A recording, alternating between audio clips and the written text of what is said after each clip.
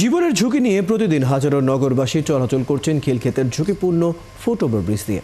নগরবাসীর দুর্ভোগ চরমে উঠলেও সংস্কারের কোনো উদ্যোগ নেয়নি সিটি কর্পোরেশন। দ্রুত ফুটওভার ব্রিজটি মেরামত সহ আরও একটি ব্রিজ নির্মাণের দাবিতে মানববন্ধন করেছে খিলক্ষেত ও নিকুঞ্জের সর্বস্তরের জনগণ।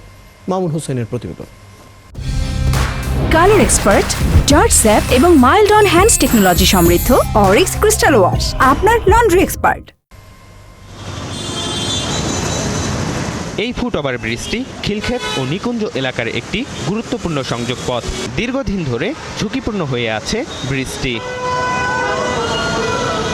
রাজধানীর লা মেরিডিয়ান হোটেলের সামনের ব্রিজটি দিয়ে স্কুলগামী শিক্ষার্থী, অফিসগামী মানুষ সহ প্রতিদিন ঝুঁকি নিয়ে পারাপার হচ্ছেন পথচারীরা। বাচ্চাদেরকে নিয়ে প্রতিনিয়ত যাতায়াত করছি, আমাদের বাচ্চাদের জীবন ঝুঁকিপূর্ণ হয়ে গেছে। ব্রিজটি অত্যন্ত ঝুঁকিপূর্ণ, ইভেন বেশ কিছু জায়গায় ভাঙা, তো যার কারণে আসা যাওয়াতে খুবই প্রবলেম হচ্ছে।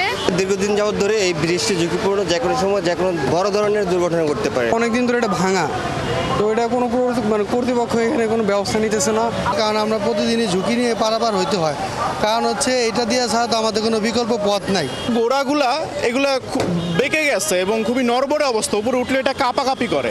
সেই দাবি জানাতেই এই মানববন্ধনের আয়োজন করেন ভুক্তভোগীরা। ভুক্তভোগীদের অভিযোগ, বারবার জানিয়েও ব্রিজটা সংস্কারের কোনো উদ্যোগ নেয়নি ঢাকা উত্তর সিটি কর্পোরেশন। দ্রুত সংস্কার নয়, শুধু এখানে নতুন একটা ব্রিজ করা দরকার। সরকারের কাছে আকুল আবেদন জানাচ্ছে, অতি দ্রুত আমাদের এই ফুটওভার ব্রিজটি নির্মাণ করার জন্য।